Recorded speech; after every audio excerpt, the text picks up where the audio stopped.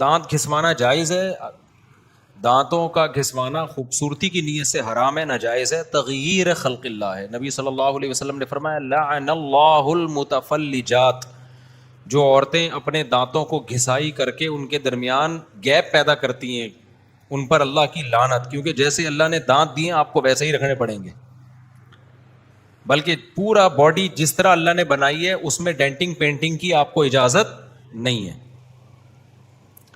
جو اللہ نے بنا دی۔ ہاں اسی منہ کو آپ صابن سے دھو سکتے ہو، پھر بھی نور نہ آئے سرف سے دھو لو، پھر بھی نور نہ آئے ڈیٹول سے دھو لو، پھر بھی نور نہ آئے تیزاب سے دھو لو۔ اس کے علاوہ ایسا نہیں کر سکتے کہ اسکن ہی چینج کروا لو آپ اپنی۔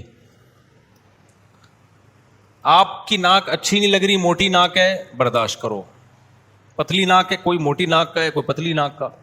ہاں اتنا عیب اگر جسم میں پیدا ہو کسی کے، چاہے پیدائشی ہو یا بعد میں، جو عام طور پہ ہوتا نہیں ہے، جیسے بعض لوگوں کے دانت بالکل ہی ہونٹوں سے باہر آئے ہوئے ہوتے ہیں، تو ان میں ان کو آپریٹ کر کے یا کسی طریقے سے پیچھے لے جانا یہ جائز ہے، سمجھ رہے ہو؟ یا ایکسیڈنٹ میں آپ کی سیٹنگ قدرتی جو تھی وہ چینج ہو گئی، تو اس کو پلاسٹک سرجری کر کے یا آپریٹ کر کے پرانی کنڈیشن پہ لے آنا، یہ بھی کیا ہے؟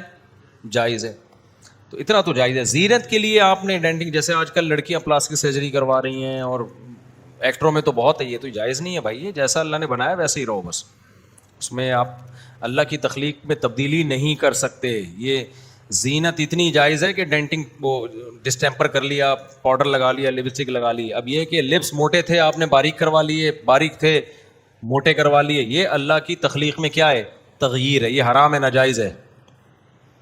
جو وہ اسکالر اٹھتا ہے مولوی ایسے کر رہا ہے، مولوی مسجدوں میں پیسے لے کے نماز پڑھا رہا ہے، ابے تو اتنے پیسے لے کے تو پڑھا دے نماز، کمبخت تو 5 ٹائم وہ بیچارہ نماز پڑھا رہا ہے، کم نماز کو تو اس علاقے میں زندہ کر لیا نا اس نے اتنی کم تنخواہ میں، اس پہ بھی اعتراض ہو رہا ہے۔ یا تو کوئی آلٹرنیٹ دے دو، آپ بولو پاکستان میں 5 لاکھ امام ہیں، میں ایک ایسا ادارہ بنا رہا ہوں 5 لاکھ وداؤٹ سیلری کے میں امام پرووائڈ کروں گا، آپ تیار کر لو 5 لاکھ جو تنخواہ کے بغیر 5 ٹائم پابندی سے نماز پڑھائیں، مسجد کو سنبھالیں، میں فتویٰ دوں گا کہ مولوی کے لیے تنخواہ لینا کیا ہے؟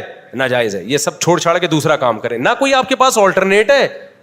2-4 تو ہو سکتے ہیں، لوگ کہہ سکتے ہیں ہماری مسجد کے امام تو تنخواہ نہیں لیتے، ابے بھائی مسجدیں لاکھوں ہیں، ایک نہیں ہے۔ پیکج جو دیا جاتا ہے نا پورے دنیا کے لیے دیا جاتا ہے، 2-4 مسجدوں کے لیے نہیں دیا جاتا کہ ہمارے دفتر میں ایک صاحب بغیر پیسے لیے نماز پڑھا دیتے ہیں۔ یہ آپ کا ایک دفتر ہے یا 8-10 ایسے ہوں گے، ہم بات کر رہے ہیں ہر محلے میں لاکھوں مسجدیں ہیں، اس میں پوری ایک ذمہ داری ہے۔ اگر امام کو نہیں دو گے وہ کچھ اور کرے گا، چھوڑ دے گا یہ کام، پھر وہ سمجھتا ہے کہ نہیں سمجھتا؟